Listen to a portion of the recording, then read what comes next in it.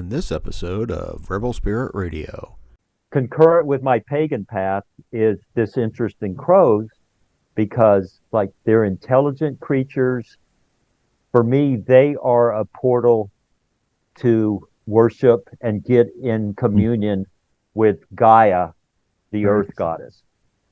Here is evidence that this goddess, earth spirit, whatever you want to call him, her, it, it's like these intelligent special birds whose legacy goes all the way back to the cave paintings and it last 20,000 years ago, that they're like emissaries.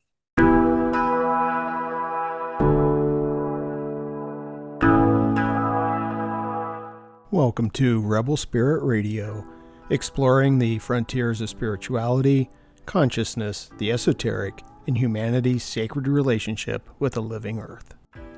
I'm your host, Nick Mather, and in this episode I am joined by author Rick de Yampert to discuss his book, Crows and Ravens, Mystery, Myth, and Magic of Sacred Corvids.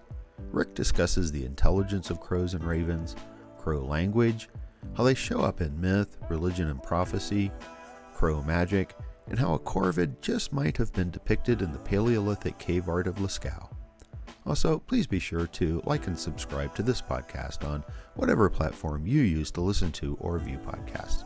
Your support is truly appreciated. Rick de Yampert is a Florida resident and longtime journalist who spent 23 years as the arts and entertainment writer for the Daytona Beach News Journal. He presents workshops and performs on sitar and Native American flutes at pagan festivals in the Southeast. He also presents lectures on metaphysical topics at non-pagan events and venues, including Unitarian Universalist churches. Rick has studied Hindu sacred sound, shamanic drumming, goddess worship, Taoism, and more. His crow art has been displayed at galleries and art festivals around Florida. He joins me today to discuss his book, Crows and Ravens, Mystery, Myth, and Magic of Sacred Corvids. Rick, welcome to Rebel Spirit Radio. Thank you for having me, Nick. Looking forward to this. It's always a good day to talk about crows. Yes, yeah. So I really enjoyed your book. I really like crows and ravens, and I was curious though, when did your interest in crows and ravens begin? It wasn't totally an Oprah aha moment, but I kind of asked myself that later. And it really happened in 1995. I took my first trip to Ireland. I've only been twice, but my heritage is Irish and French. And I knew some about Irish mythology. And at the General Post Office in Dublin is a statue of Cuchulainn, who's the ancient mythical Irish warrior. And there's a statue of him dying. It's a pretty famous statue in Ireland. And he actually had tied, it's a bronze statue, and he's tied on a post. He tied himself around a post because he wanted to die standing up. And on his shoulder is a crow or raven, and different scholars debate whether it's a crow or raven. And when I saw that in person, it's like, what is that crow doing there? What's up with that? And I just kind of knew the basic myth, and that kind of set me off on like, okay. And then finding out that, the crow or raven actually is the Irish battle goddess, the Morgan, in shape-shifted crow form. And at the same time, I was about 2 or 3 years into my pagan spiritual path. So those things kind of conflated there. It's like, okay, what's up with the crows? And then back home in Florida, crows come to my backyard all the time. So yeah, it was the Cuchulainn statue in the heart of Dublin. So yeah. So that led you to start investigating crow, the symbolism, the mythology? Evolution. It was over the years, probably around 2008, 2010. I'm on my back patio right. This is my home office. I like being outdoors in nature, So at my other place, which I used to live 3 miles up the road, there were woods behind me. There's woods behind me here. Uh, so I've been blessed that a lot of crows come into my backyard. Hmm. And so just watching them sometimes through my patio, sometimes through my living room window. Anytime I was working at the newspaper for a while, but when I was doing writing at home and then when I went into freelance writing, I set my laptop up so I can see the woods.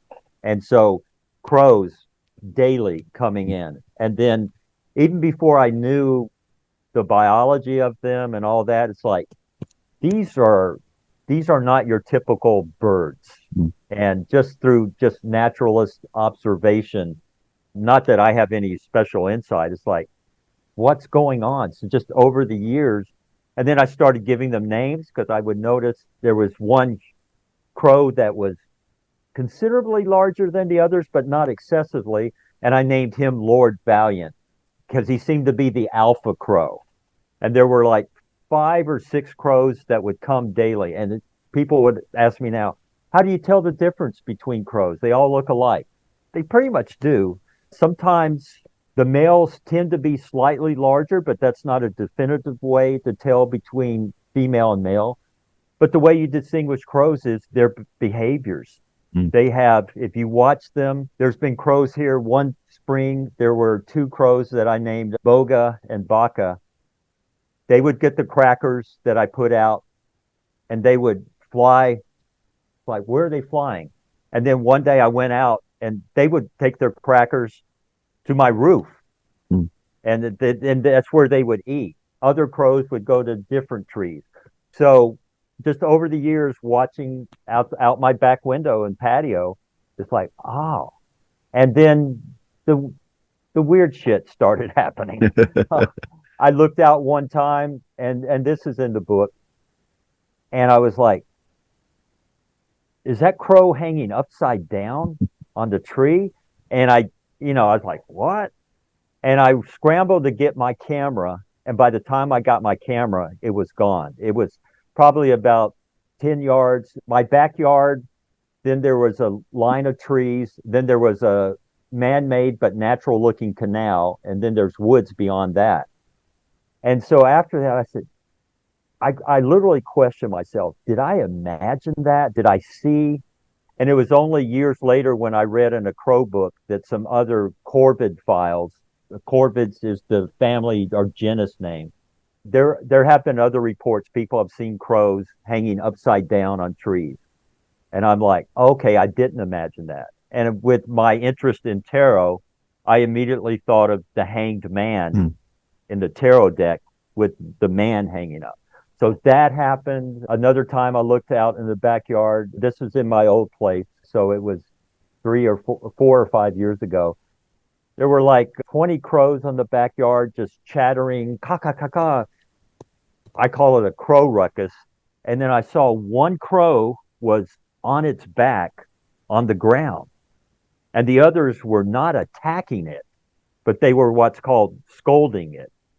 And I still don't know what was going on, but there were like 20 crows around. They were surrounding this one crow. It was on its back in a defensive position. And I'm like, what the freak's going on? And again, this was an exhibition of their unusual behavior.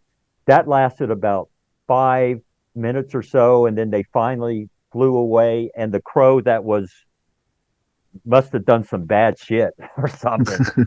He got up and flew, or it could have been a she. And so those kind of things kept happening. Another time I'm watching a crow in the backyard, one of the flash pines, and suddenly it just shot up. I was like, wow, it looked like a rocket taking off. I'm like, what's going on? And I didn't think anything about it. And then about 5 minutes later, I looked in the backyard, and there was an alligator in my backyard from the canal. So all these kept happening over the years, and I would do some research. Then I started taking photos of the crows, and through digital woo-woo, I don't use Photoshop, but I would take photos and what's I don't know if you want to call it filters or whatever. I would kind of make them into psychedelic whatever and print them on canvas and post them on Facebook. Mm. And at the time, I was also working as the pop culture writer for The Wild Hunt, the pagan news website. And so my editor there, Heather Green, and she ended up leaving The Wild Hunt and became an editor at Llewellyn. And she saw one of my crow images that I'd posted on my Facebook page. And she said, Rick, why don't you write a book about crows? I said, okay, I'm interested.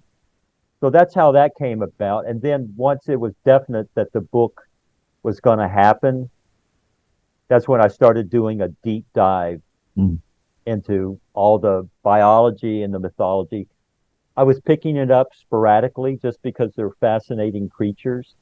But that's when I really started, wow. And the deeper I got, the more I wrote this book for myself as much as anybody else because it helped me to really formulate and get a clear perspective. And all this dovetailed with my pagan path. So in the early 90s, I came across an image of Cernunnos, the ancient antlered god of the Celts, in a book. That resonated with me. It's like, who created that thousands of years ago? Why did they put antlers on a man sitting in a Buddha pose?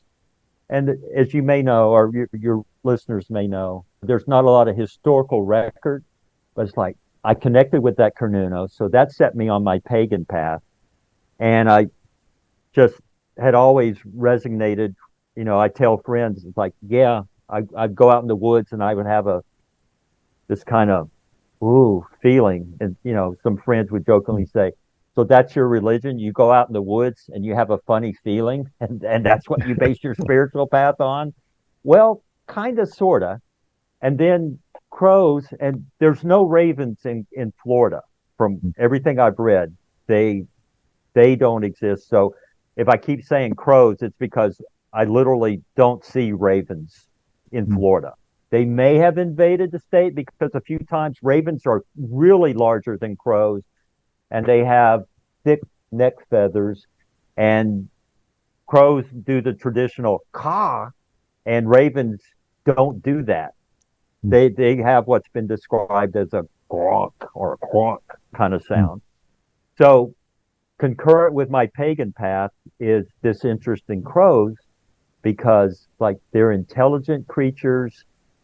For me, they are a portal to worship and get in communion with Gaia, the earth goddess.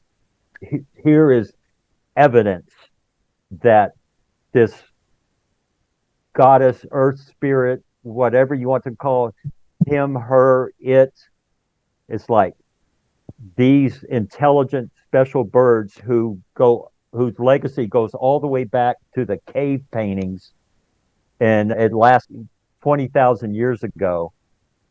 That they're like emissaries to me, and I'm not alone in feeling that. And they show up in my backyard every day. So here comes the goddess. Anyway, I'm going to be quiet and let you. Well, no, that's okay. There's a lot that you've touched on that I wanted to chat about anyway. Sure. We're going to maybe go back and then kind of proceed forward a little bit. Sure, absolutely. But one of the quotes I did have in front of me from your book was that they offer portals into directly experiencing the sacredness of nature and open us into deeper relationship with Gaia. And I think that observing the natural world in this instance, crows and ravens, does give us that special connection, because I think so often we just move through the world and we don't pay attention. But it's when you really start observing, other citizens of nature that we start feeling that deep, profound connection. I honestly can't remember if this is in my crow book, but I know it's been in my other pagan writing. I almost think the heart of modern pagan practice is awareness. It's being aware of the rhythms. Um, there's a pagan writer, blogger, Stephen, and I should remember his name. I think his last name Porsch. Anyway, I loved his blog. I haven't read it in a while. He lives in Minneapolis, but one time he just wrote a short piece that said something like, "Do you know what time the sun rose today? Do you know what time the sun set? Do you know when the next full moon is?" And it was kind of, he wasn't really a snarky tone, but his point was his readers are pagans and Wiccans and practitioners of witchcraft. His point was, how much are we, as a earth-based spirituality, how in tune are we Right. actually with what we say that we are worship or that we feel communion with? And so I think what you say is very important, just to have or to cultivate or to seek out this awareness of life, nature, processes, and crows are a very striking example of that. It's also in my book. We hear about how intelligent apes and monkeys are, and dolphins. Mm. And I think elephants and octopi are starting, I see articles about them. But most people don't have any interaction. Right. If you're in Africa, you might run into gorillas or whatever. If you live on a coast, you may be able to spy dolphins. But we don't have access to have communion with those animals. Crows and ravens, we do. Mm. They're right here. And so that's why when I use that word portal, I mean it literally, kind of, and metaphorically. If you have your eyes open, and you don't even have to live near woods. I see more crows when I go to the Target shopping center, except in my own backyard, they come every day. Mm. But every time I go to the shopping center, they're up on the lamppost. They're waiting for somebody to drop a French fry. If they just, they'll swoop in. They're scavengers. They're wise. They're what I call human gregarious. Mm. Crows more than ravens. So they're very cautious, but they're comfortable around urban population. And Right. so yeah, they're an opportunity for this communion. Even if you don't do like I do, if you don't do crow related rituals or practices or tarot readings, just if you open your eyes, you're going to say, wow, Mm. this is fascinating that these intelligent creatures are here. Right. Yeah. Let's spend just a little bit of time talking about their intelligence. I think at one point you described them as feathered apes. Um, Well, I borrowed that. Well, borrowed. That's a phrase from John Marzluff, Marzluff. He is a biologist, a wildlife biologist. Last I read or heard, he was at the University of Washington. And he and his partner, Tony Angel, I say partner, he gets he gets co-writing credit. But John Marzluff is the crow guy. He's written two wonderful books. And in my book, I recommend that anybody read his books. But that's his phrase. That's his phrase. He said they're feathered apes. And I thought, man, this guy, Dr. Marzluff, what a great PR guy, because he realizes in modern day short attention spans, how do you grab somebody's attention? If you say crows are intelligent, people go, oh, okay. But if you say they're feathered apes, people go, what the freak? yeah. So that's his phrase, and it's very true. Everything I've read, he's done so many studies in the lab studies. There's photos of him putting an anesthetized crow under an MRI to study their brain patterns, that kind of thing. So when we say that crows are feathered apes, it's not just colloquial anecdotal. It's got scientific evidence to back it up. And he's not the only one doing that, but he's like the main guy for sure. Yeah. Um, Yeah. Well, there are signs that there is intelligence in nature. that we often assume, and I always disagree with this because we say that humans are the most intelligent. I'm like, we have our own kind of intelligence, but other species have their own intelligence. And I know that I've read about crows and some of the research that they can count. And I forget how high they can count to, but that they can count. They give gifts. You describe how they remember faces. And again, that goes back, that's an experiment that John Marsliff did at on the campus. I believe it's the University of Washington. He and his colleagues, students, researchers, they would literally they came up with some kind of contraption to trap crows. It was some kind of trigger device, and it would throw a net, and believe me, he's not harming crows because he's the last one in the universe. But he would study them and then release them. And then he and some of his colleagues noticed that when they walked across the campus, the crows would be like dive bombing them. And it was like, what's going on? And they wouldn't be dive bombing other humans in the vicinity. Well, he finally figured out, it's like, all right, they seem to be alerting on me, not humans. And so he did this experiment. It's pretty famous in crow circles, and I'm summarizing it here. But he literally had some of his students, and I don't think himself, I don't know. Anyway, they put on I believe it was a Dick Cheney mask. Remember our vice president? Oh yeah. And then they had I don't know if it was an actual crow corpse or a mock corpse. If it was an actual crow corpse, they didn't kill it. It was one that they came about natural.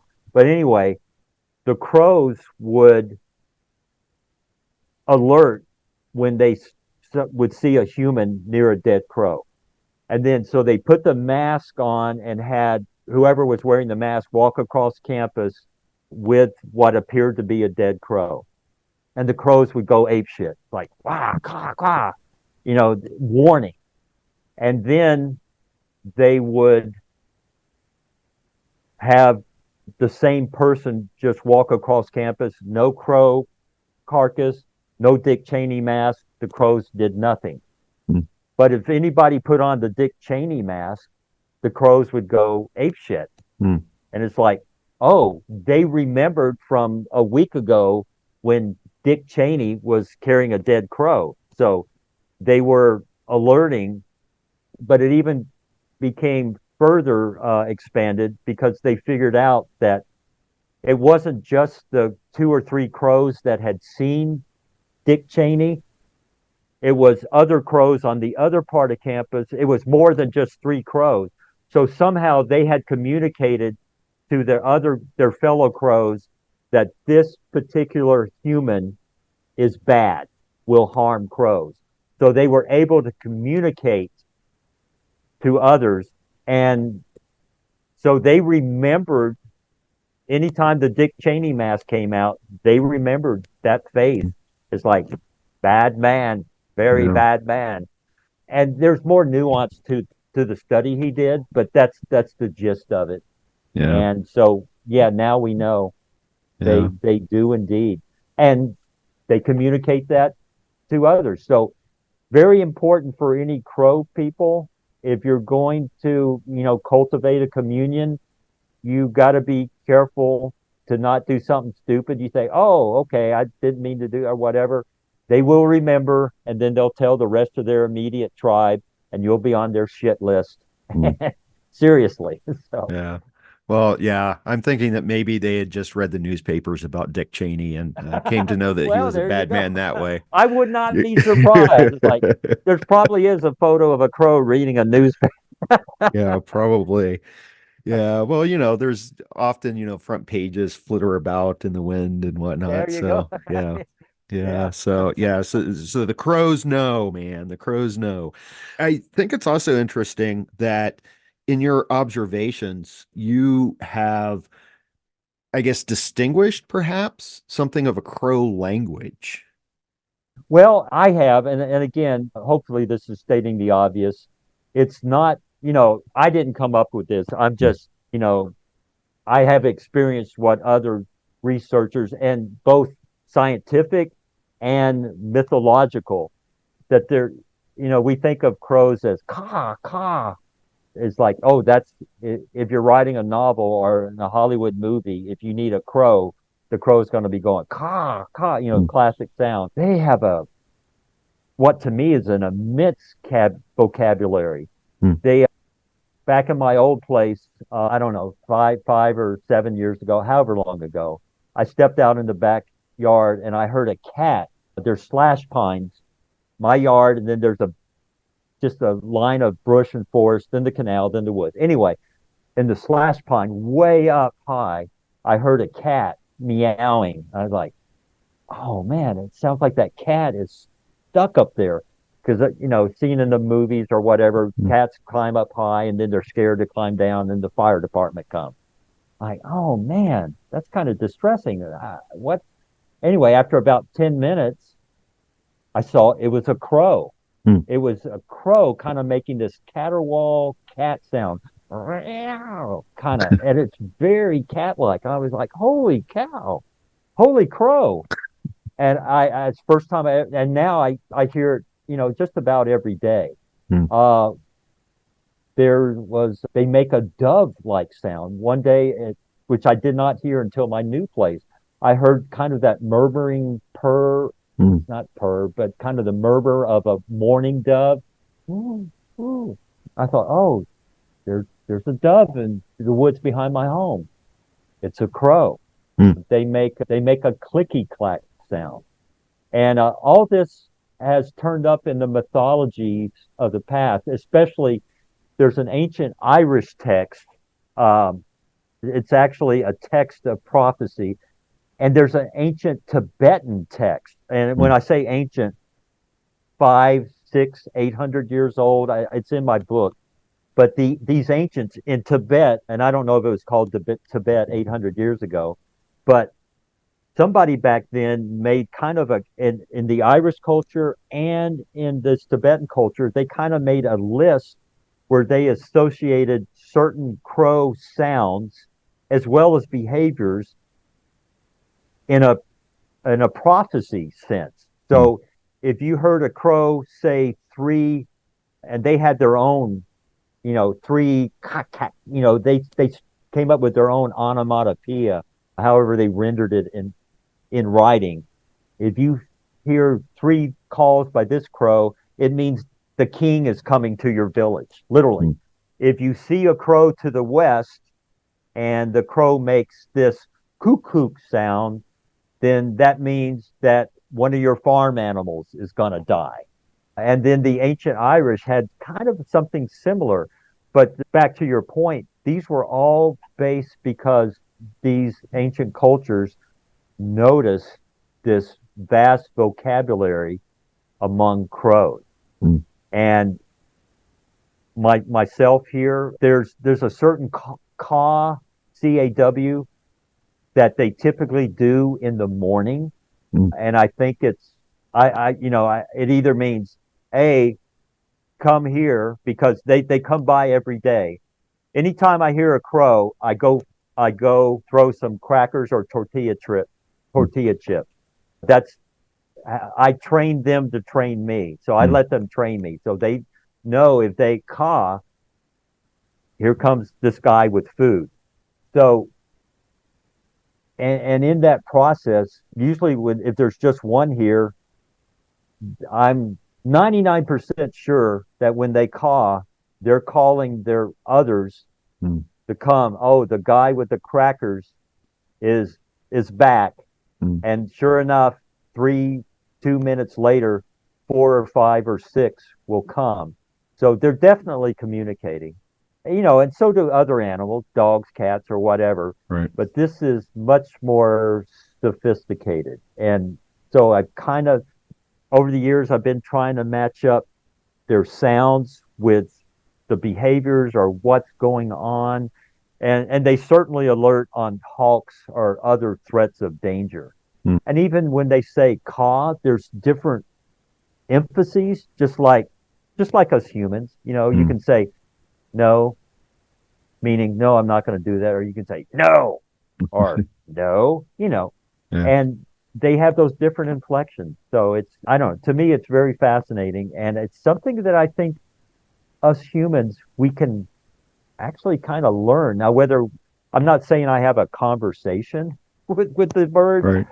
but you can kind of say, okay, this is they're communicating ideas and situations is probably a better term. Right. Um, so so yeah. Yeah. Yeah. I used to hike a canyon when I lived in Southern California. I hiked a canyon every week on Fridays, and I called it my Friday office. And I would see, I couldn't tell if it was a crow or a raven, and I'll ask you about the difference here in a moment, but Sure. I think it was probably more of a crow. But I would only see them typically when I would head into one campground area. And it would make sense that, if you had campers there, they may be picking up, bits of food. But the times that I saw them, they would swoop down kind of in front of me, sort of cawing. And every time there would be a rattlesnake nearby. Wow. So I started thinking, they're warning me about snakes. I think that's very, very probable. I mentioned earlier about the crow that You're literally right. took off, and I thought that's such a strange. I've never, excuse me, I'd never seen that. And then the alligator was out there. But yes, to your point, I very probably think that is um, the case. There's in crow circles, I say famous. There was a naturalist, Lawrence, Lorenz, and now I forgot his last name. And I think this is mentioned in my book. But he was a naturalist and an animal behaviorist, and not just a friend of crows and ravens, but he tells an incident. He lived in the Northeast. This is back in the 50s. And the way he writes it, he says that this raven spoke his name. Mhm. And he had somehow developed a relationship with this raven, would see it. And he was walking in the woods one day, and it may have been a snake. Anyway, he said the raven communicated to him in English and that there was some danger Mm. on the path ahead. And I was like, wow. So, but I think I very much think that could be the case because even the crows that that come here, and there's about anywhere from 6 to 9 that come by daily. They're still skittish around me. Mm. Just only in the past 2 months have I noticed two or three of them when I go out. They'll stay on branches that are like 10 to 12 feet from me. But if I get too close, Mm. they'll go higher up. And I don't discount all these YouTube clips where you mentioned crows bringing gifts to people who have been showing them kindness. I've had friends who said, "Oh, growing up, we had a pet crow. It was wild, but it would come by, it would hop on my shoulder," and I'm like, envy, man, I would love that. Not discounting those kind of scenarios at all, but I don't think they're as common as people may assume because you Mm. can see them on YouTube and they're fascinating. I love watching them. When somebody posts, "Oh, here's a crow," there's a video of a crow messing with somebody's cat. Not messing, but the cat's here and the crow's here on their balcony, and their crow's going ah, and the cat's going meow, Mm. ah, and it's like they're just sitting there bitching at each other. So I don't discount those, but I think that kind of thing doesn't happen as much as Mm. our modern digital life would lead us Mm. to.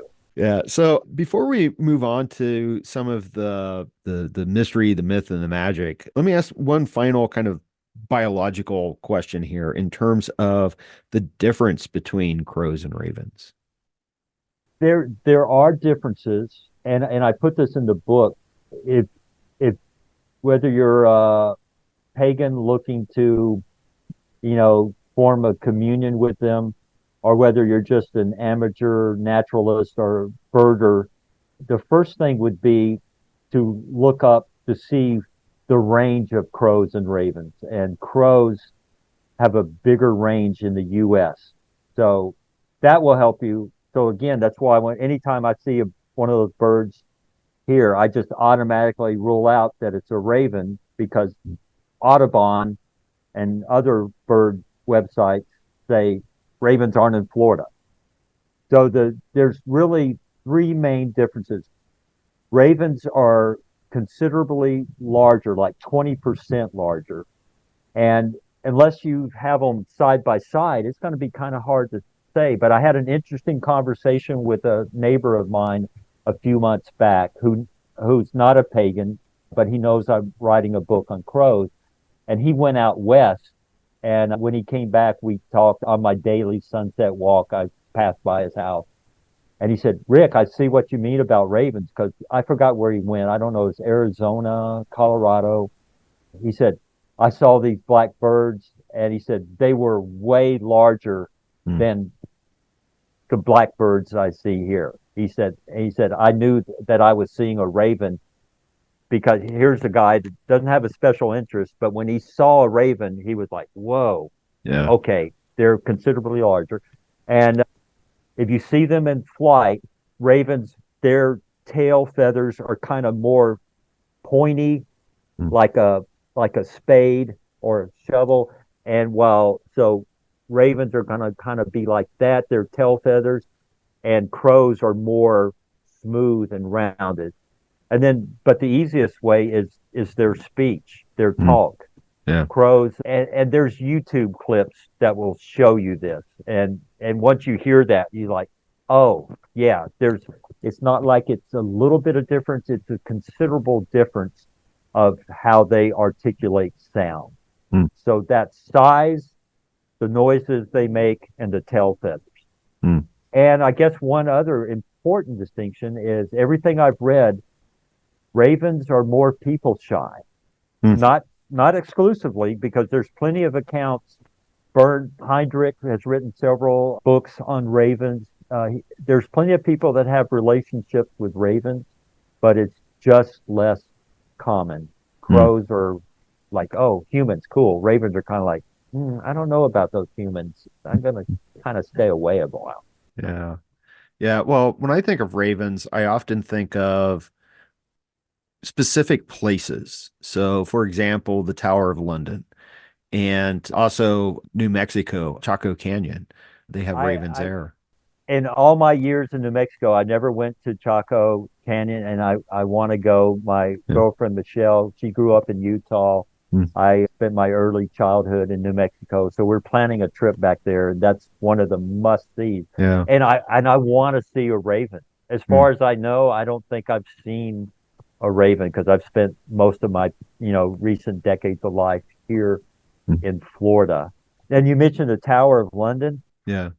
Boy, it was so freaking disappointing. I read this and it was incredible. You as a journalist background, I always preface a lot of observations with, I got this from a credible source.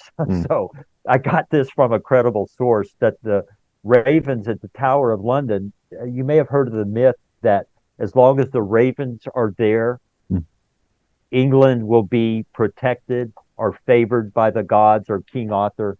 Right. But if the ravens ever fly away, that means England's going to be in deep shit doo-doo.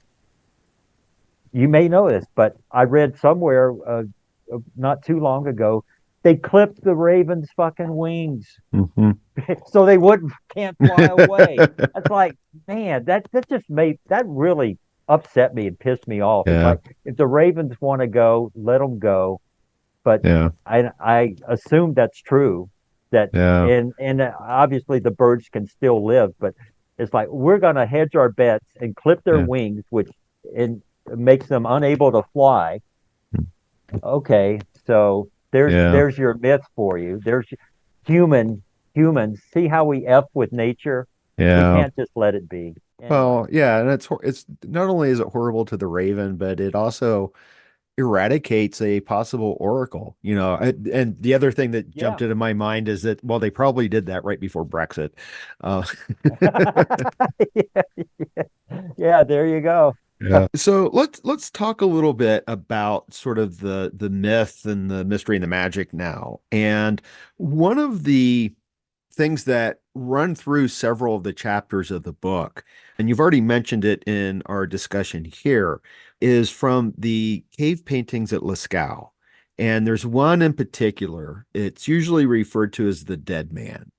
But I know that scholars aren't always in agreement about whether or not it's dead. And from Yeah. my education, it's not a dead man at all. And you address this, the interpretation that I'm most familiar with is that it is a sort of shamanic figure of sorts Mhm. that may be in a kind of a trance.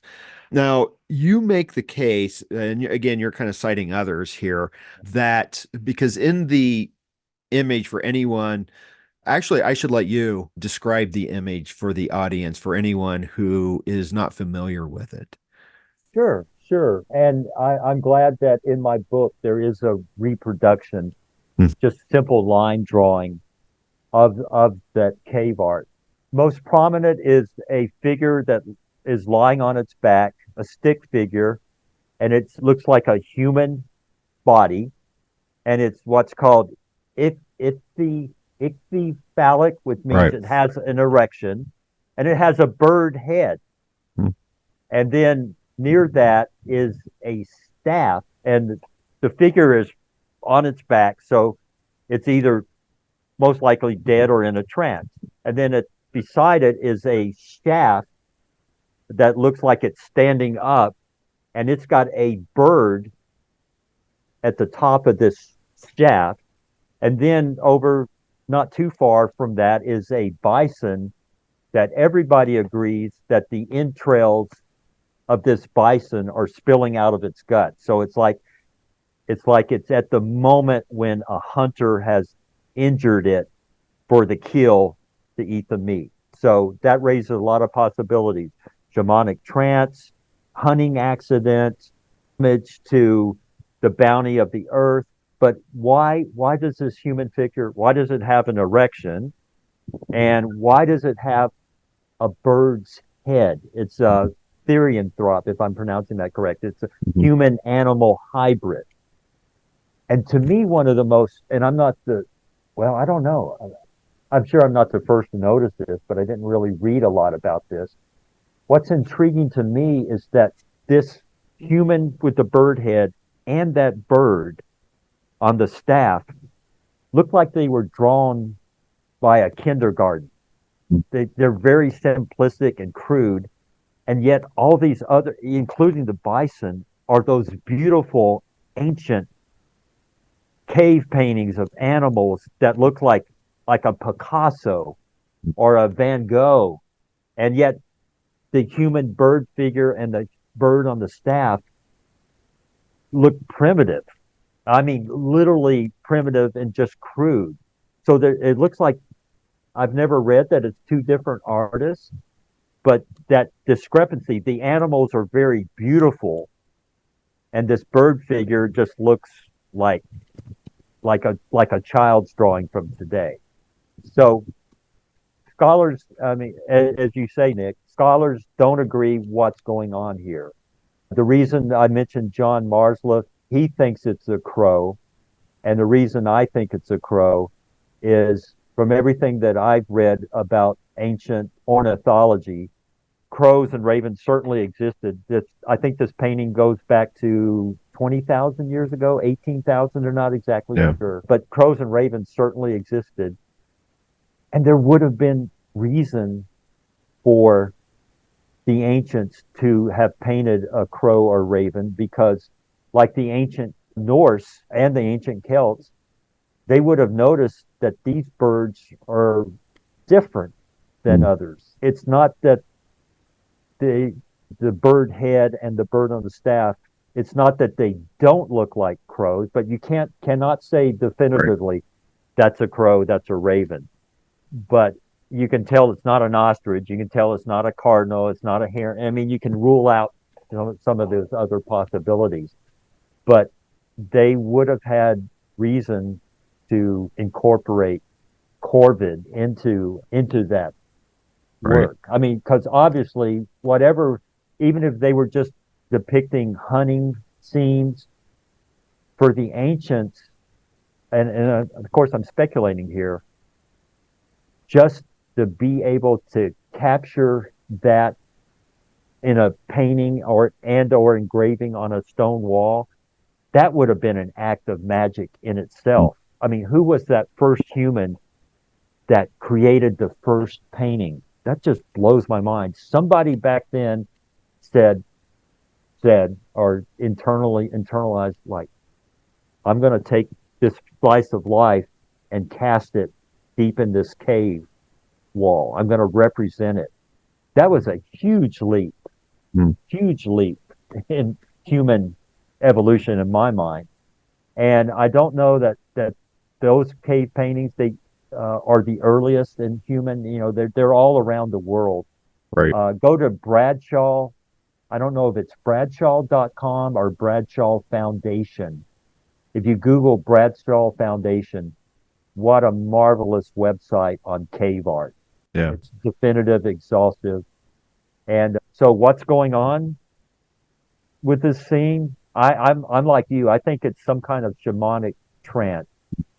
And the fact that it's a human animal hybrid, that at the very basic, that tells me that the ancients felt in communion with the animal world, and in this case, birds, and in this case, very likely crows or ravens. Right. And the nature of that, well, we don't know, but it must have been special. Must Right. have been special. So Yeah, yeah. Yeah, I don't know. I know that there's cave art that goes way, way, way back in both Australia and Africa, I think. yeah. I think in Europe, one of the earliest that we have right now is Chauvet Cave, Oh, which those are dates beautiful. back to I think like 30,000 or something Yeah, like that. yeah, And the way I learned the kind of to the interpretation of that dead man being not a dead man, but being kind of a shaman, is that one of the techniques or primary techniques of the shaman is going into that trance state. And so shamans around the world are associated with birds. And that yeah, maybe that's what the bird mask represented. And maybe that was, the bird staff. And as you were speaking, the other thing, and I don't know if I'm right about this, but what came into mind was the TV show Game of Thrones with the figure of Bran, who was kind of shamanic, and I think that Bran went into a raven in yeah. his ecstatic states, if I remembered correctly. Yeah, absolutely, absolutely, and yeah, yeah. And I'm a huge Game of Thrones fan, and now I'm trying to remember all this, all the Yeah, details of Bran and yeah, the Raven connection. And I think I should know this, but is Bran maybe that's Welsh for Raven or Crow? I And I don't don't think know. that was in the Game of Thrones Right. universe, but I'm trying to think now. I remember anyway. Yeah. I guess I shouldn't get off on that tangent. But yeah, I think it's like you said, I think from what I've read with other cultures, the tales involving shamans involves shape shifting into Hmm. birds and to visit the other worlds or the Right. other realms. And there's that whole body of myths about birds carrying messages, especially corvids, the Right. ravens and crows carrying messages to and from the gods to Mm. humans. So this is all, and that's something that's kind of fast. This is not an original observation, but just all these threads of these different myths, how they intertwine, Mm. and how the Native American myths will echo portions of the Celtic myths, or you mentioned all the different sites of cave art. So obviously it wasn't just the ancient culture in France or Europe, because there's cave art in Australia and Southeast Asia. And it's just, it's fascinating to me how these same motifs Hmm. seem to surface in various ways. So, yeah. Yeah. Well, I think often it comes from just basic human experience and observation and, the things that we've done, in human evolution. And so I find it really intriguing that that may be raven or crow in Lascaux. And I know that we can't go into all of them because time is limited and we want people to read your book. Ravens and crows do appear quite frequently in myths around the world. And so I've got some of them noted, and maybe we can talk about the Native Americans in terms of totems and tricksters, but also, the Celtic. But in some of our oldest written stories, they're in Gilgamesh and Noah. And I think a lot of people don't actually think about that, it's there in the biblical text. Yeah, and that was mind blowing for me because I didn't know until Yeah. like I said earlier, still I started doing a deep dive into researching. And but yeah, Gilgamesh, I can't remember now if it's crows or ravens or both. It was a raven, Uh, I think. Yeah. yeah, and that's universally agreed upon that that is the oldest. I don't know if you can hear the visitors Yeah. here. Yeah, the crows. I'll give you some food in a little while. But yeah, that's our oldest, considered our oldest written text. And I guess text should be plural because it wasn't one single text. It kind of survived in different fragments written at different times. But there's our friend, the corvid. But I was really stunned to find the ancient Hebrew text with raven, crows and raven. And I guess it's in the standard edition of the Old Testament, or it's mentioned in there somewhere that the first bird sent out from Noah's Ark was not the dove, but Right. it was a raven, and it didn't come back.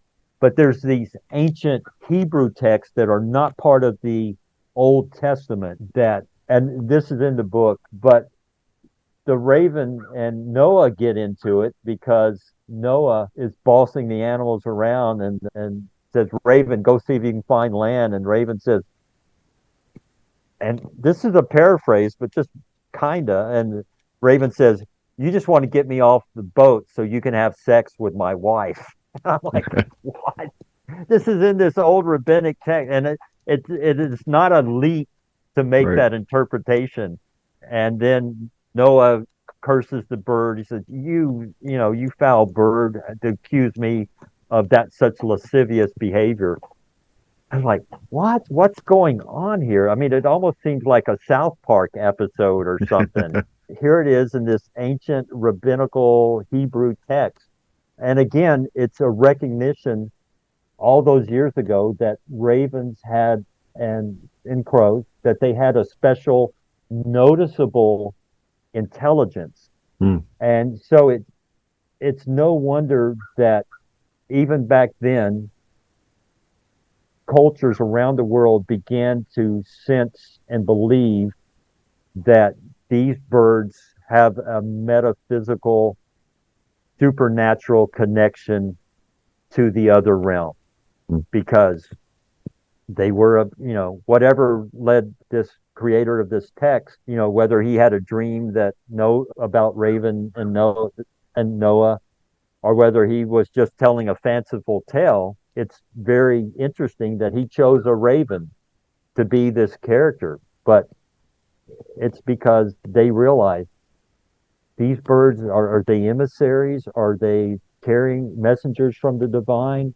Whatever it is, they are standing out. And frankly, it seems like the ancient cultures, our ancestors lived in a more magical world. Mhm. This is a tangent, but I keep running across this, and I've seen this in my own grandchildren. The old old saying, or anyway, that young people have a connection, can see spirits and talk to the deceased. And then people say, but then they're told, oh no, you're not talking to your grandfather, you're imagining it. And Mm. so our modern culture at a very young age tends to drum out that aspect. It's like, no, you didn't see this or that. You don't see the spirit of your grandfather or ancestors. It's You're just making it Yeah. up in your mind. But 100 or 1,000 years ago or whatever, there wasn't this modernism that was drumming that out of people. When those things happened, people paid attention. It's like, oh, you think the raven is somehow displaying intelligence? They probably, those ideas probably got a better hearing, Mm. 1,000 years ago, 2,000, which is kind of why we have this pagan renaissance of the mid to late 20th century, is that there's some of us who are, not to give us modern day pagans over credit, but we're paying attention to those things, and Yeah. anybody can. Yeah. So, Yeah. Well, and it's, one of the things that I've come across in my studies, and this is formal academia, is traditional ecological knowledge that small scale societies will hold on to and have, which does look at, their myths, the symbols and the signs. And scientists now are saying, well, maybe there's actually some truth to these things, because we've forgotten to look, and so now it's like, exactly. what can we find out if we just look again? E- Um, Exactly. And I wholeheartedly agree. And as I mentioned earlier, I think a large part of modern paganism is awareness, yeah. just being aware. And I use this example a lot. I grew up in Los Alamos in northern New Mexico, and 5 miles down, 3 miles north of the trailer park where my family lived is where they developed the atomic bomb, where Oppenheimer literally was developing the atomic bomb and his colleagues in World War II. 5 miles down the mountain is the Bandelier, which is a site where the ancient, they used to be called the Anasazi, Mm. which means ancestor of the enemy. And in Navajo, and the modern Pueblo people said, rightfully, they said, we don't want our ancestors to be called the ancestors of the enemy. We don't want to be known by a Navajo word. Mm. So don't call us Anasazi, call us the ancient Pueblo people. So anyway, Bandelier is there, and my family used to go there when I was a kid, and I noticed even at a young age, it's like it's a cliff dwellings, it's canyons and cliff dwellings, and they literally lived in the caves. And I don't know how much they modified the cave, but I remember the tour guide saying the genius of that, however much they adapted or modified those cliff dwellings, in the summer, they're situated so that they don't get a lot of sunlight. So it's cooler. And yet in the winter, the alignments of the structures that they built and however they modified the caves, or however the ones they chose, in the winter, they get more sunlight. So here is ancient AC and heating. By what did they do? They knew enough to align where they lived. In winter, you're going to need more sunlight to stay warm. And in the summer, you're going to want to stay in the shade. Mm. So they had that very basic knowledge. But here today, we humans is like, oh, we're so much more sophisticated than our ancient ancestors. It's like they had a lot of knowledge. They were Mm. close to the land, and they knew the ways of the land. And so many, we're alienated from that knowledge. Mhm. And I think another thing is, in modern times, we are lucky to we can allow other people to possess our knowledge. Mm. If I get a stomach ache, I go take Pepto Bismol. 200 years ago, if you had a stomach ache, you hope that there was a healer around that said, oh, if you chew on this plant over there, it's got a natural herbal whatever that will make your stomach. I don't have to know that anymore. It's in a freaking pill. Mm. So I think that's just a microcosm of human civilization today. We keep getting alienated further and further from the land, from nature, from Gaia. And if we allow ourselves to go back there, we discover amazing things. So, Yeah. yeah. Yeah, things that may very well help save us. Yeah. I Yes. From think. Yeah. ourselves. Yeah. Yeah. Yeah. So, one of the interesting things in terms of ravens and crows, and also the observation that we've been talking about, is that if anything, in terms of, and maybe this is more along the lines of folklore, the reputation that they have is that they are messengers of death. Yeah. And again, that's rooted in actual science and biology because it's in the ancient records, texts from 600, 800 or 1,000 years ago, the ancient battlefields and the ancient Norse writing filtered through Icelandic writings and the ancient Irish writings. They would notice that ravens and crows would swoop down on battlefields after a battle, and they're both omnivores, crows and ravens. They will literally eat corpses, human corpses, and today if you drop a slice of pizza, they'll pick that up and eat. They eat insects, bugs, fruit. But back then, they noticed that wow, these birds are quick to swoop down on ancient battlefields because it's food, Hmm. and that's documented by history. And so there was only a short leap to it's like, whoa, these birds, if death is around, these birds seem to be around. So that's part of how that general idea of corvids being connected to death, how that sprang up, which is, yeah, it's pretty creepy. I got to admit. But I have friends today, you say, oh, you're writing a book on crows? Ooh, Yeah. they're creeped out by crows and ravens. Hmm. And so it resonated down through the century. And I Right. think there's other causes other than just the battlefield Right. feeding, but that's certainly a palpable phenomenon. And it's also been documented, and I hope I'm not pronouncing his name right. Brendt, Heinrich. He's written several books on ravens, and he calls ravens wolf birds Hmm.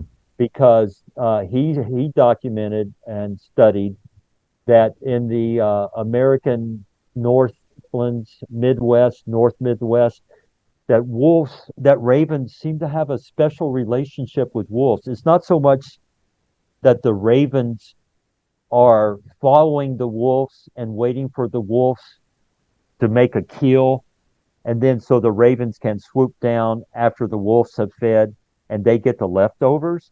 What's really fascinating and just mind blowing is that according to, if I understand the studies correctly, the ravens will somehow guide the wolves to where they can make a kill. So Hmm. the ravens aren't just passive, waiting for a carcass to show up. They are somehow communicating, or they have this symbiotic relationship with wolves. So it's like there's caribou Hmm. 2 miles over this ridge, and somehow the wolves know to have learned to, like, oh, if we follow the ravens, we're going to be able to feed. Hmm. So it's like, wow. So again, there's more evidence of how that death aspect. And of course, then we have Poe's The Raven, Right. which is kind of a creepy poem. Yeah. So, Yeah. uh, Yeah. I don't know if you've seen it, but there was a fairly recent Netflix series, The Fall of the House of Usher. I have And not seen that. It's on my list. Yeah, it's good. It's very good. I enjoyed it quite a bit. But Raven does appear quite a bit, and Yeah, Raven is kind of connected to not a figure of death, but sort of a figure of death. I yeah, know that's a little bit yeah. vague, but yeah, that's how they approach it. No talking ravens, Oh, that okay. Well, have you seen The Sandman Netflix? yeah, yeah. Yeah, It's been a yeah, while. Yeah. yeah, yeah, yeah. So that's the talking raven, his companion, Right. and Yeah. Yeah, that's right. yeah, And there's also, well, before we move on to another mythic raven, but the association with crows and ravens and death, that they're, maybe feeding on, corpses from battles and whatnot. Is that where the term murder of crows comes from? I should know that, and I don't, Mm. and I don't know. Uh, Okay. that is a question I, I, I guess with myself and myself and other Corvid files. It's not that I'm gonna get nasty to anybody that uses that term, but I just avoid it. Right, The right. murder of crows, because Yeah. it's like, oh, that does them a disservice. Disservice. Lay off them. Yeah. Then there are But those people who think it sounds really cool. well, that's true. It's true. It's much cooler than saying, oh, a flock of crows. It's like a Yeah. murder. And I almost, now that you mention it, I wouldn't be surprised if the crows and ravens and if their PR person, Yeah. probably their PR bird came up with Yeah. that and say, look, let's get we want to be badass. Yeah. So let's give the humans reason to respect us, and we're going to Right. spread that we want to be called a murder of crows, Yeah. and Yeah. screw those humans. We're going to rule. We Right. dominate. Yeah. Yeah. So Yeah. You ever seen the meme of like two crows or two ravens sitting on a bench and the underline it says attempted murder? I love that. Yeah. Yeah, that was great. I see. I think a crow or raven came up with that, Yeah. and somehow Yeah. was able to communicate that. And but yeah, I love Probably. that. I love Yeah. that. Probably. So let's just touch on a couple of the myths because one, I think one of the more famous ones is of the Norse god Odin.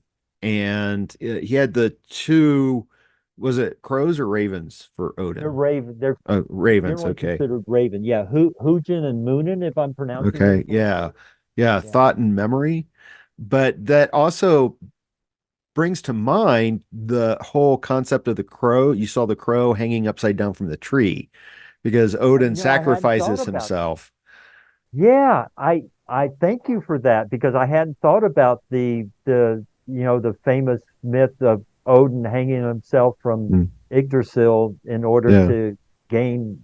Yeah, Yeah. you know, it was when I was.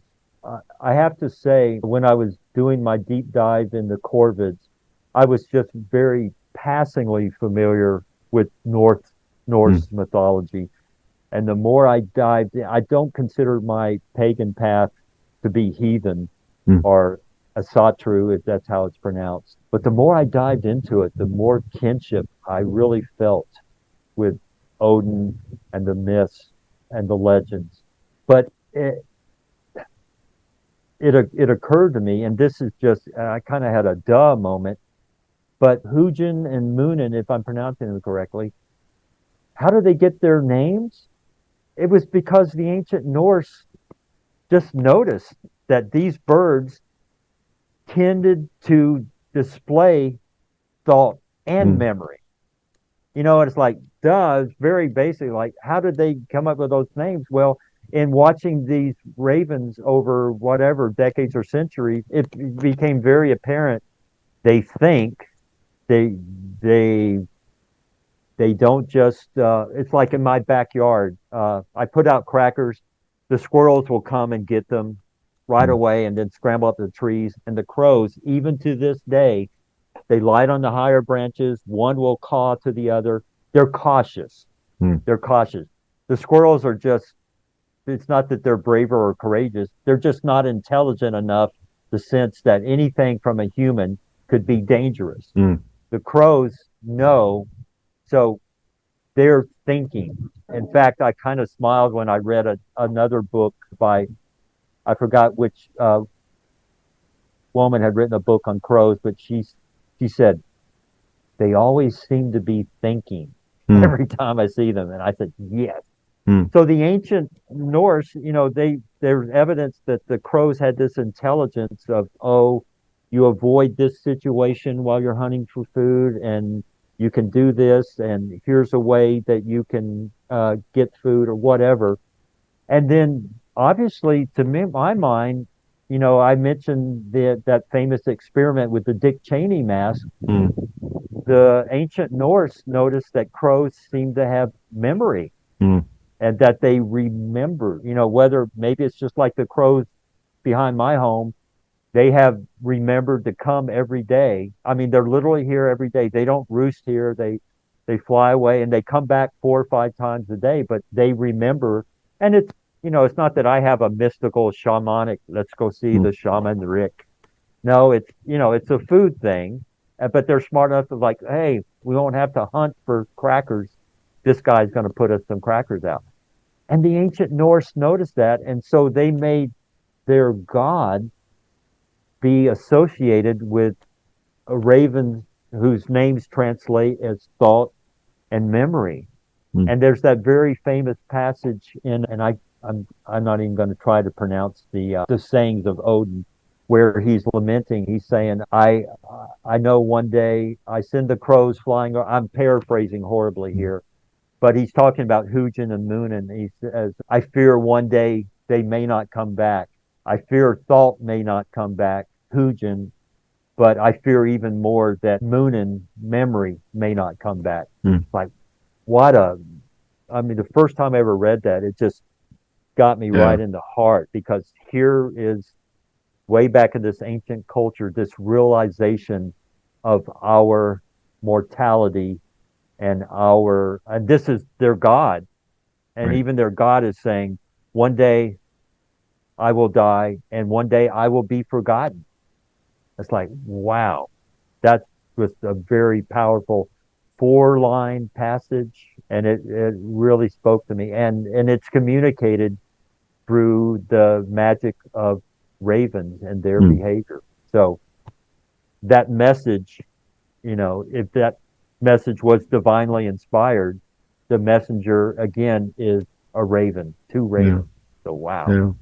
So Yeah. That's one of the reasons that I always kind of go back and forth with this idea of the pagan. I don't really identify myself as anything, but there are definitely paganistic aspects of my thought.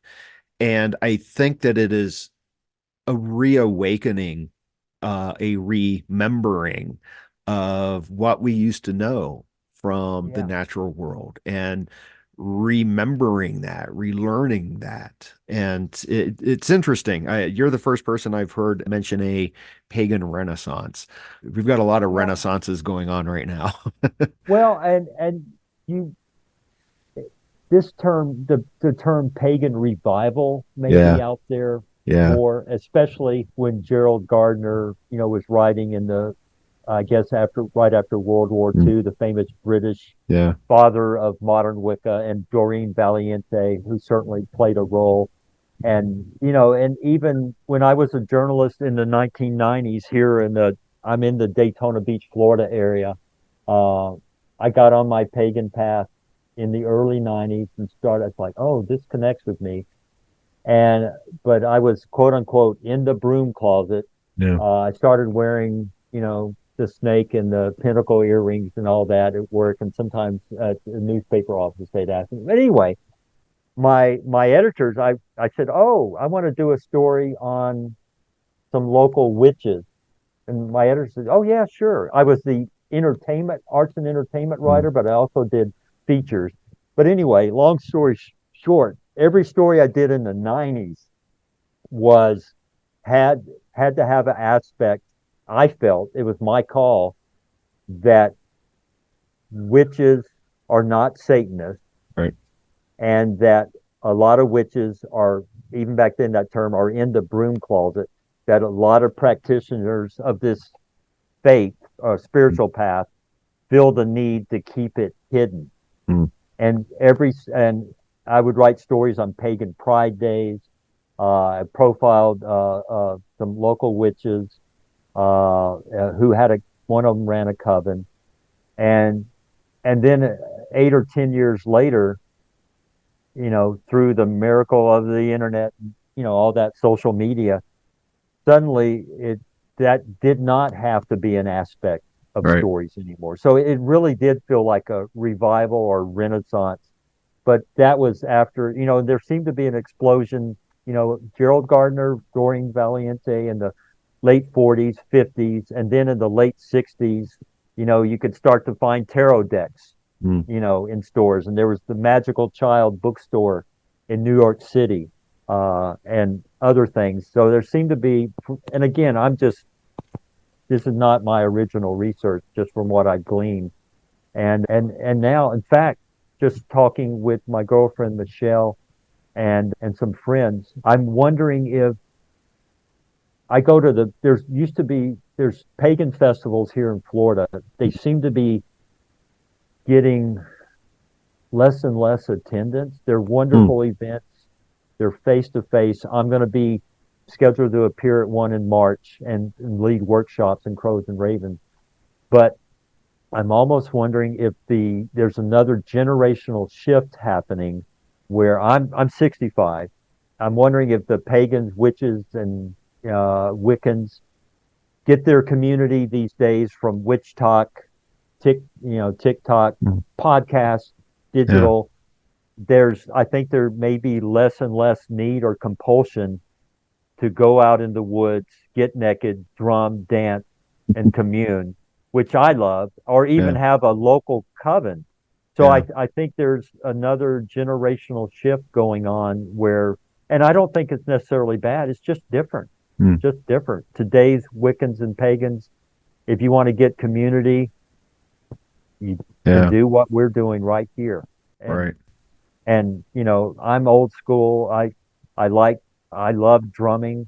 There's nothing like a fire and naked people dancing around and getting back to nature.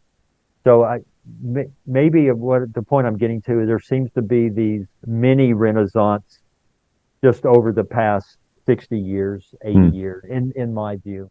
Yeah, this is a bit of a off topic from the Crows and Ravens book, but it's something that I'm deeply interested in. And so maybe the pagan aspect is another conversation at some other point we could have. Well, we could go wherever you want to, Nick. Yeah. I'm just. Yeah, but I think that right now we're seeing a monumental shift in religion in the United States. And the fastest growing community are people who identify as spiritual but not religious. Yeah. And for me, I've been doing a lot of reading on this. I think partly is the reticence of identifying as pagan, because I always want to ask, well, what exactly does that mean? And I don't identify with Wicca. When I was much younger, I was associated with or hung out with some Wiccans and, participated in some of their rituals and whatnot. And I still like ritual aspects, but I find it now that it's much more personalized, everything I do. Whether or not I should be identified as pagan, I don't know. But it seems to me, and maybe it is generational, but that there is, I don't know. It seems like there might be a movement away from what would be deemed, like the Gardnerian Wicca or what have you, to something a little bit different. Well, and what you just said, that very much parallels my spiritual path. Yeah. In the early 90s, I identified as Wiccan. And after about 2 or 3 years, unlike you, it's like I'm not really connecting. For me, and this is just for me, but I didn't connect to what I saw as ceremony. And I'm not saying that there's not a place for that, but I started identifying as pagan. And basically, and I've given UU talks on this, and like you hinted at or explained or said, pagan, nobody can really, it's probably got as many definitions as Yeah. there are pagans. But when I've give a UU talk on this, and I've given it, for me, the three main currents are an earth-based, nature-oriented spirituality. We see divinity manifested in nature. To me, another key aspect is that we see the divinity as having a feminine as well as a masculine aspect, which is not to negate the non-binary aspect. So that's certainly in there. So God is not just male genitalia. And then the third aspect is that magic exists and plays a role. And of course, magic is another term that Right. has many definitions. And I almost think, kind of getting back to you, it's like for me, using the word pagan, as a journalist yourself and as a journalist, and anytime I've written stories, just even today, usually I have 25 paragraphs at the most to convey a story because they were always, if you're writing magazine, you can go longer. So we kind of have to use shorthand. It's like, okay, pagan basically denotes non-monotheistic religion. Yeah. So that's kind of the baseline that almost everybody can agree on. Are Hindus pagan? Hindus would say no, and I know some in the pagan community. I think over on Zell, founder of the Church of All Worlds, on his Facebook page, he posted a beautiful, glorious graphic of all these different faiths. And then some people said, why do you have the Hindu Om in there? It wasn't meant to be just pagan, but it was all these interfaiths, but it was all the non-monotheistic religions. Yeah. And immediately it wasn't a rancorous debate or anything, but it just made people think, how do we define pagan? Right. I identify with a lot of the Hindu path. I play sitar. I wear an Om earring. I believe, like the ancient Hindus, that sound is God, that in the beginning was the noise, as Mickey Hart, the drummer, says. Energy is vibration, sound, that's primal. Yeah. So yeah, but that's something else I touch upon in my book. I think that applies here is when we talk about metaphysical or esoteric or spiritual terms or matters, language fails us. It fails us. We try to, I guess the word is ineffable, that which cannot be expressed in words. And that's certainly true of metaphysical and spiritual things. We try and we have to resort to metaphor a lot of time. And even I've been amazed to find some progressive Christian scholars and writers will say that. Like, oh, we really need to speak of Godhead in terms of metaphor. Right. There's truth in metaphor as well as hard facts. Yeah. Maybe more truth. So, and I touch on that in the Crow book because I think it's an important point. And I'm sure you've heard this, I'm not the originator of this, but Wicca, paganism, witchcraft, we're not a spirituality or a religion of the book. Right. We're a religion of experience. And so, and the common metaphor is, it's like sex. You can read about sex and you can kind of get an idea of it, but until you experience it, once you experience it, it's like, oh, okay. It's very difficult to describe. And the same with the spiritual path. I go out into the woods, I have a spiritual experience. What the freak does that mean? Oh, it's a beautiful day. Well, something happens and I sense a divine presence, sometimes more so than others. And it's hard to go beyond that. People say, oh, you're making it up in your mind. I don't care if I am. This is what I feel. Anyway, all right. Yeah. I always consider hiking my spiritual practice. And it was Alan Watts. I'm a big fan of Alan Watts, the British-born guy who distilled Asian wisdom for America, and when he lived in America. But he uses the term walking meditation. Yeah. And that's me. It's my meditation time. Instead of sitting here in the lotus position, if I'm walking, that's when I do my best thinking. Yeah. Absolutely. Yeah, for sure. Absolutely. So I know that we're running out of time, but I do want to ask you one last question regarding the book. And that is, and we've been kind of circling around this a little bit, but it's in regards to the magic, the crow raven magic. And I was wondering if you could maybe say a little bit about that because it's a bit different than ceremonial magic. Yeah. And for me, um, magic is born in communion.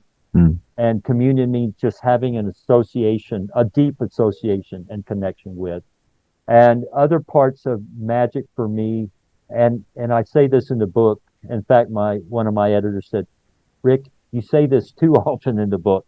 But for me, I'm very much into, if I'm saying his name correctly, Mircea Eliade or Eliade, who wrote Shamanism, Archaic Techniques of Ecstasy. That's a key text for me.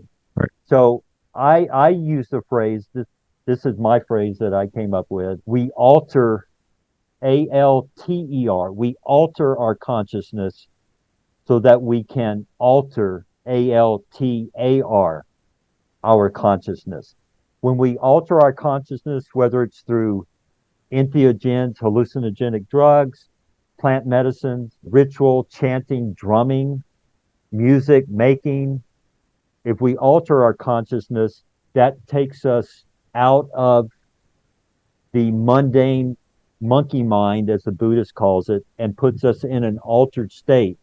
And in those altered states, strange, mystical, magical things can happen. And for me, having this communion with crows and ravens is, again, to use that word, a portal to getting into those altered states and really altered perceptions. For me, that's a very key part of magic. Is I've seen this attributed to Wayne Dyer. I don't think it's original to him, but it's kind of a new agey phrase. When you change the way you look at things, the things you look at change. And that's, okay, that's kind of hippy dippy, woo woo. What is that? What the freak does that mean? But I think there's a lot of truth in it. It's like when I see crows and ravens now, I can't help but think about their magical legacy. The ancient cave painting, Hugin, Moonin, the Native Americans, their trickster raven. So they are magical creatures to me, whereas to most people, and they used to be, it's like, oh, they're just birds. But my perception changed. And so with that change of perception, magic comes into play. So I have in the book, one of the things I like to do is with tarot readings. If I'm out just, on my back patio and the first crow I hear goes caw, caw, does 3 caws. If I'm going to do a tarot reading, I'll put every third card into the layout. So that's my way of connecting with the ravens. I have a scrying. I happen to have actually it's right over there, just a toy raven that I bought at Dollar Tree or something. I just bought it. It's like, oh, that's cool. It looks kind of realistic. And then one time I just said, I'm going to do some candle scrying with that. So I put a candle in front of the crow on the pedestal, so it was casting its shadow on the wall. And the candle is flickering. It's dark in the room. And I went into this with intention. It wasn't the first time I'd done candle scrying. But man, here was a dime store crow image. And when it cast that shadow, it looked like it was alive and flying. And through that, I was able to go into a deep trance and just have this communion with God, Goddess, Godhead. And when I came out of it, I just thought, wow, what just happened? It wasn't a real crow or raven, but it was the image of, and building on my interest in crows and ravens, it was like something just happened and it was very real. And again, that was just, maybe that's silly to use a little crow toy as a portal, but magic to me is where you find it. And I'll mention shape shifting, and that was the most frustrating part of the book, because the first time it happened to me where I felt that I was in the body of a crow and flying, I didn't intend it. It just happened. And it happened because at my old place, Lord Valiant the crow, he was the alpha crow. Whenever those 5 or 6 crows would come by, he would always be the first one to swoop down from the tree and pick up food. And he would come the closest to the house. The others wouldn't come as close. He would come within 6 or 8 or 10 feet of my back patio. The others would stay further away.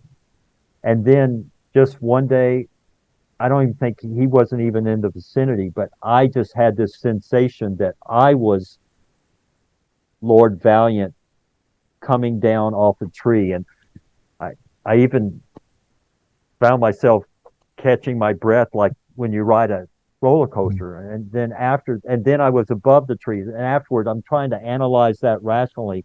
What the hell just happened?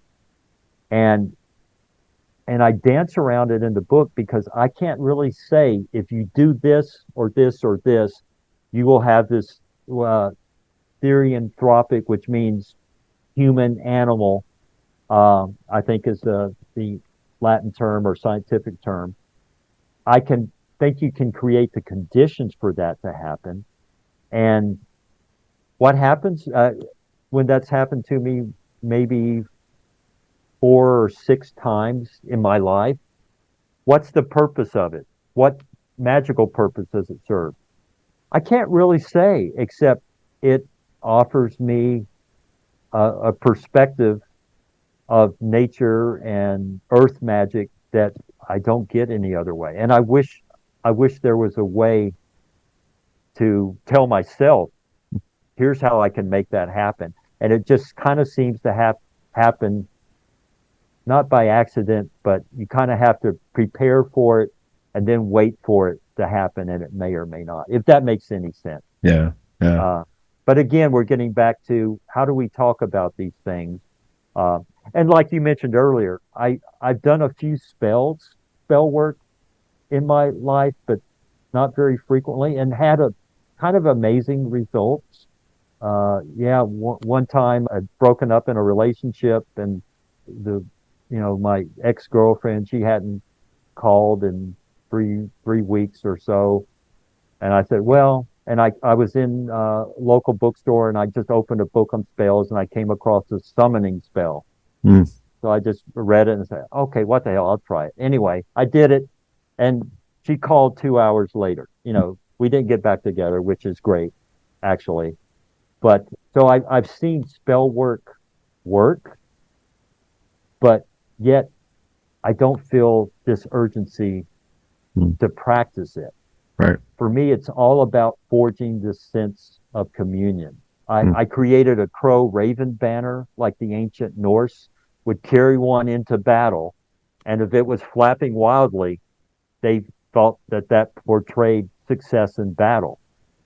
So I created, and there's a chapter in the book, I created my own crow banner, hang it out here, and I'm amused when the crows seem to notice it. I'm like, what are they thinking? And I actually consecrated it by putting it in a tree where they came, what I call my crow spirit tree. So the crows have actually been on my crow banner.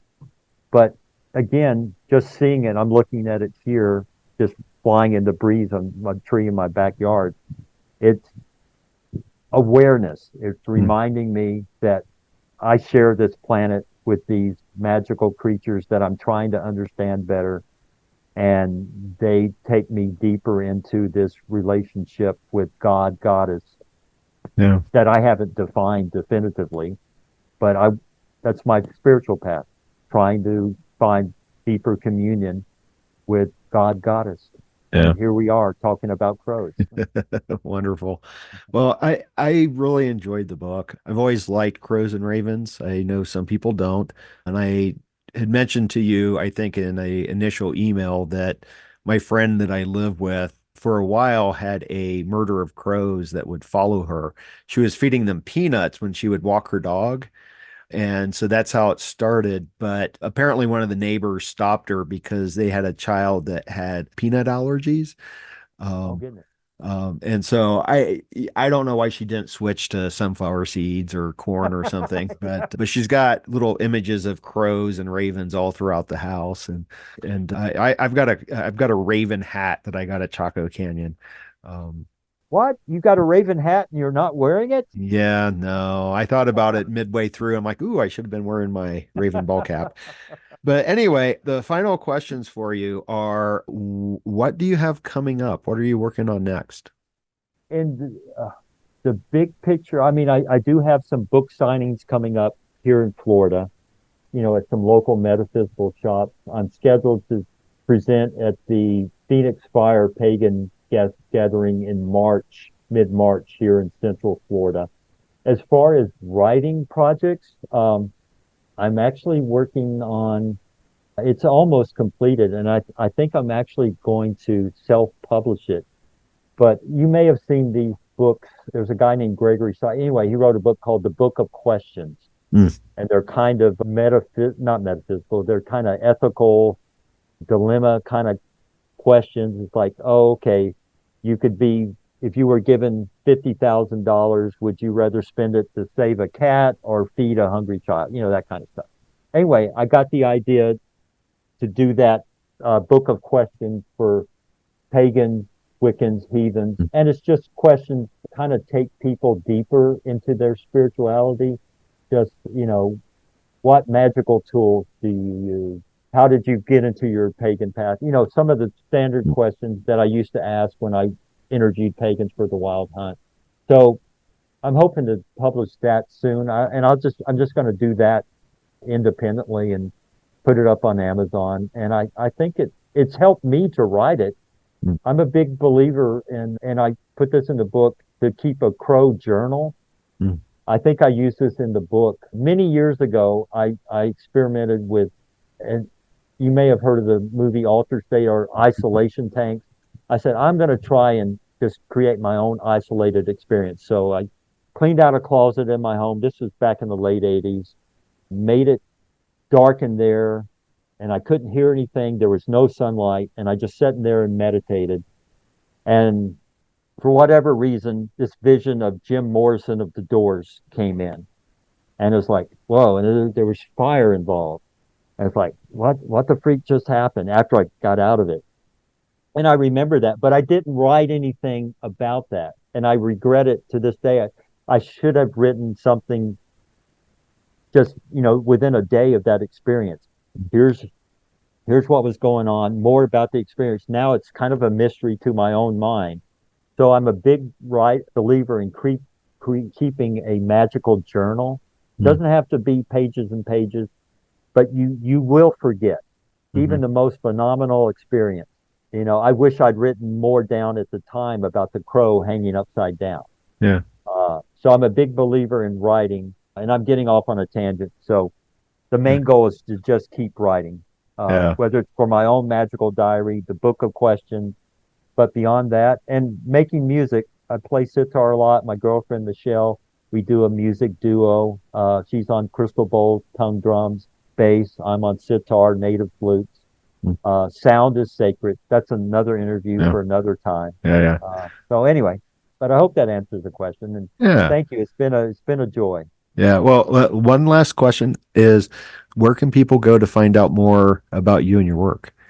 You have a Oh, website? okay. Well, geez, my website is in transition, but it's rickdeyampert.com. The spelling of it is RICKDE, D as in dog, letter E, Y as in yellow, AM as in Mary, P as in pop,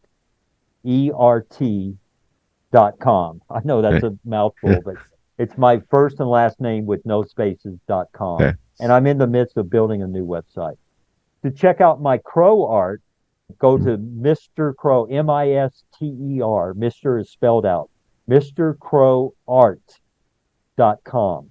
Okay. And that is up and working. And you'll see examples of my crow. And for me, the crow art, it's a way of expressing the metaphysical and supernatural aspect of these creatures.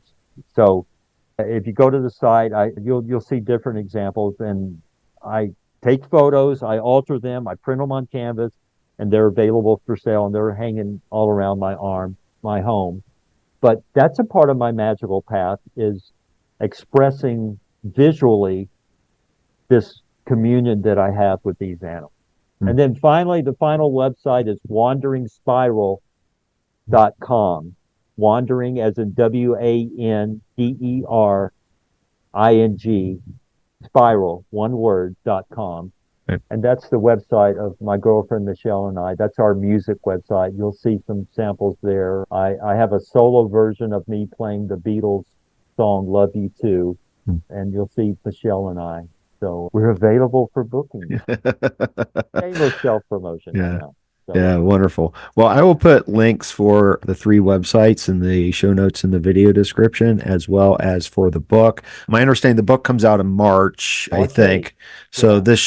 this episode should be released right around that time. Oh, cool. Well, So that's very cool. yeah, so we'll Very get cool. that. So, well, Rick, thank you so much for your time. I really enjoyed speaking with you this morning. It was great fun. Thank you so much. And if you're down in Florida, we'll go talk to the crows together. All Look me right. up. Okay. All right, man. Thanks. Okay. Thank you. And that's a wrap on episode 121 of Rebel Spirit Radio. Thank you so much for listening or watching if you are part of my YouTube audience. I'd like to take this moment to thank my newest patron, Russ Davis. Your support is truly appreciated, Russ. It is with support like yours that I can continue with the podcast. So thank you. I am incredibly grateful and humbled by your generosity. If anyone else would like to be like Russ, and please be like Russ, and support me in my mission of exploring spirituality, consciousness, the esoteric, and humanity's relationship to a living earth, you too can sign up for my Patreon. Perks for patrons include early access to episodes, ad-free episodes, shout outs to members, a members-only Facebook page, access to the Rebel Spirit Radio Discourse server, and a monthly book club where we explore books discussed on the podcast, spiritual and philosophical classics, and books related to the cocktail apocalypse. You can find the link for my Patreon in the show notes or video description. If you'd prefer, you can still make a one-time donation via PayPal. I will be tremendously grateful for any support that you can provide. Another way that you can help the podcast is to share it on social media, share it with friends and family. That really is one of the best ways you can help and support the podcast. Help me grow my audience. So if you feel moved by the rebel spirit, and you know, I sure hope that you do, then please, by all means, help share the good news. I'm Nick Mather, and you've been listening to or watching Rebel Spirit Radio. Until next time, may you be at peace, may you flourish in all possible ways, and may you continue to nurture your rebel spirit.